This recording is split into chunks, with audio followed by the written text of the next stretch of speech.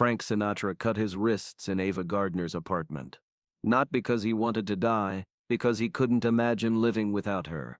It was November 9th. The most famous voice in America was bleeding on a bathroom floor in a Hollywood apartment.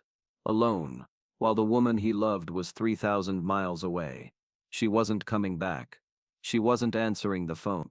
And Frank Sinatra, the man who controlled every room he ever walked into, had finally met the one thing he couldn't control.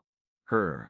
To understand how the most powerful entertainer in the world ended up bleeding on cold tiles, you need to understand what Ava Gardner did to him, what she meant, what she destroyed, and what she accidentally created. Because that night in 1952, Frank Sinatra lost everything: his wife, his career, his sanity, his will to live. But what came after? What came after would change music forever. The first time Frank Sinatra saw Ava Gardner, he forgot how to breathe. It was 1946, an MGM party in Hollywood. The kind of party where stars pretended to like each other while quietly calculating who was rising and who was falling. Frank was rising. He was the biggest thing in music. Bobby Soxers fainting at his concerts, girls screaming his name until they lost their voices. He had a wife at home, Nancy, 3 kids. A perfect American family. None of that mattered the moment Ava walked in. She was 24 years old, dark hair that caught the light like black silk, green eyes that could freeze a man or set him on fire, depending on her mood, a body that moved like she knew exactly what it did to every man in the room and didn't care. Frank watched her cross the room. He watched her laugh at something someone said. He watched her take a cigarette from a silver case and wait, just wait for someone to light it. 3 men moved toward her at once. She let them fight over the privilege. "Who is that?" Frank asked. "Ava Gardner," someone said. "Mickey Rooney's wife." "Not for long," Frank said. He didn't know he'd said it out loud until he heard his own voice. But what Frank Sinatra didn't know that night, what nobody in that room knew, was that Ava Gardner wasn't just beautiful. She was chaos wrapped in silk. She'd grown up dirt poor in North Carolina, barefoot in tobacco fields, no running water, no electricity. She'd clawed her way to Hollywood with nothing but her face and a stubborn refusal to let anyone tell her what to do. She drank like a man. She cursed like a sailor. She'd already been married twice by the time she was 24. First to Mickey Rooney, who cheated on her constantly. Then to Artie Shaw, who made her feel stupid. She wasn't looking for another man to control her. She wasn't looking for anything at all. But something happened when she finally met Frank Sinatra face to face. Something neither of them expected. "Mr. Sinatra," she said, extending her hand. "I've heard your records." "Miss Gardner." He took her hand, held it a beat too long. "I've seen your movies, and I think you're wasted on the screen." She raised an eyebrow. "Wasted? A face like yours belongs in real life, where people can see it up close." She laughed. A real laugh, not the Hollywood kind. "Does that line usually work?" "I don't know," Frank said. "I've never used it before." They didn't start an affair that night. That would come later. For 3 years they circled each other. They'd meet at parties, at premieres, at those endless Hollywood events where everyone smiled and nobody meant it. Frank was still married to Nancy. Ava was briefly married to Artie Shaw. They flirted. They danced around the edges of something dangerous. And then in 1949, everything changed. Frank's career was starting to slip. The Bobby Soxers had grown up. A new kind of music was coming. Something louder, something younger. For the first time in his life, Frank Sinatra felt the ground shifting beneath his feet. Ava was there. She was there when the crowds got smaller. She was there when the press started writing him off. She was there when Columbia Records executives stopped returning his call. "They think I'm finished," Frank told her one night. "Are you?" "I don't know." She looked at him, really looked at him for a long moment. "Then find out," she said. "But stop whining about it." Nobody talked to Frank Sinatra like that. Nobody except her. The affair started in the spring of It was wrong. And they both knew it. Frank had 3 children at home. A wife, who had stood by him through everything.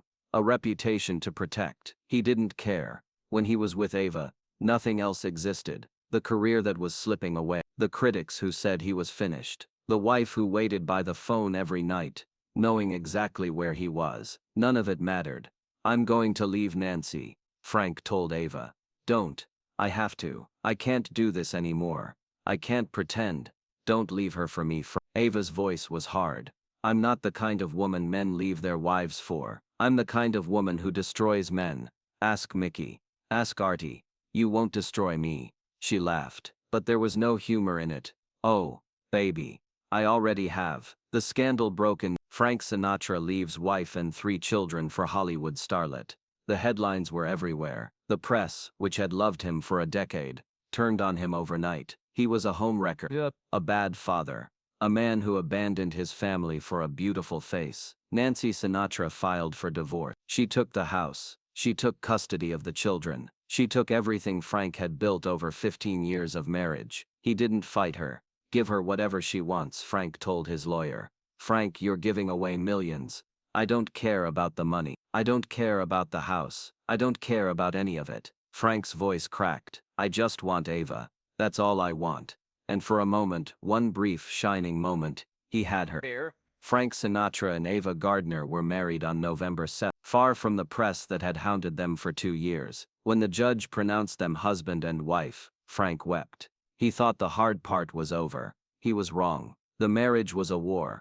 They loved each other too much. That was the problem. They loved each other with an intensity that left no room for peace. When things were good, they were ecstatic, laughing, dancing, making love until dawn. But when things were bad, they were catastrophic.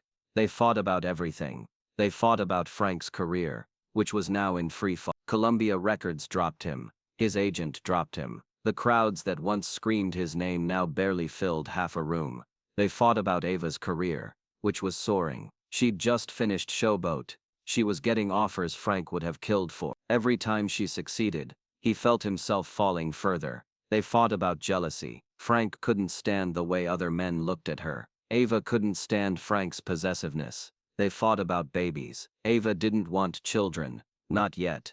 Maybe not ever. Frank desperately did. He already had 3, but he wanted one with her. A child that was theirs. She said no. The first time Frank tried to hurt himself, it was August night. They'd had a fight.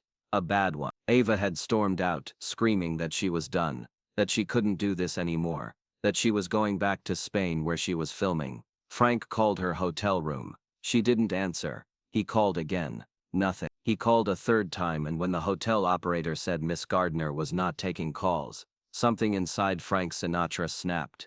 He went to the bathroom. He found a razor, and then he made shallow cuts on his wrist.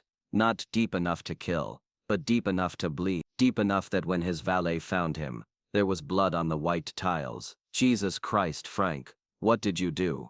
Frank looked up. His eyes were empty. She won't answer the phone, he said. She won't answer the goddamn phone. Ava flew back from Spain when she heard. But what nobody knew, what even Frank didn't know at first, was that Ava wasn't just running from their fights. She was running from something else. She'd been pregnant, and she'd had an abortion in London, alone, without telling Frank. I couldn't do it, she told him years later. I couldn't bring a child into this, into us. We would have destroyed that child the way we were destroying each other. Frank never got over it. He never knew about the pregnancy until it was too late. And when he finally learned the truth years after their divorce, he understood something terrible. She hadn't just left him. She'd left the child they might have had. The end came slowly, then all at once. By 1953, they were barely speaking. Ava was in Spain, filming The Barefoot Contessa. Frank was in Hollywood, watching his career collapse in real time.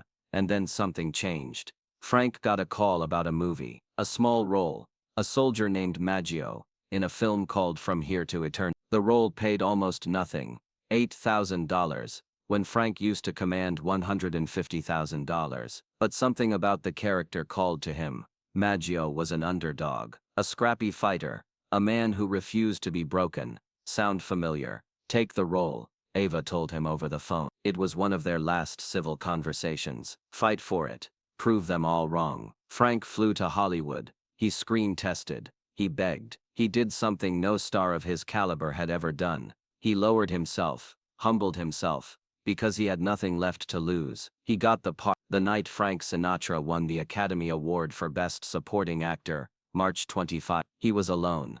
Ava was in Spain. They were technically still married, but everyone knew it was over. The divorce would be finalized later that year. Frank stood on that stage, holding the gold statue, looking out at a room full of people who had written him off. Critics who said he was finished. Executives who wouldn't return his calls. An industry that had left him for dead. "This is a long way from Hoboken," he said. The room erupted in applause.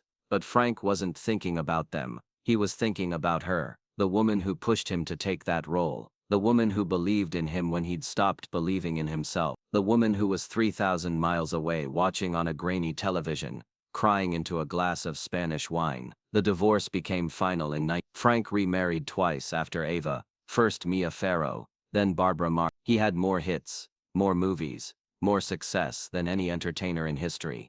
But he never stopped loving her. "Ava is the only woman I've ever been truly crazy about," he told a friend years later. The rest were just women. In the years after the divorce, Frank did something he'd never done before. He made an album about pain. In the Wee Small Hours, released in 1955, was 16 songs about loneliness, heartbreak, and 3 a.m. desperation. It was the first concept album in popular music. Every song connected, every track building on the last, all of it wrapped in Nelson Riddle's mournful arrangements. Critics called it revolutionary. Fans called it the greatest album he ever made. Frank called it what it was. "It's about her," he said.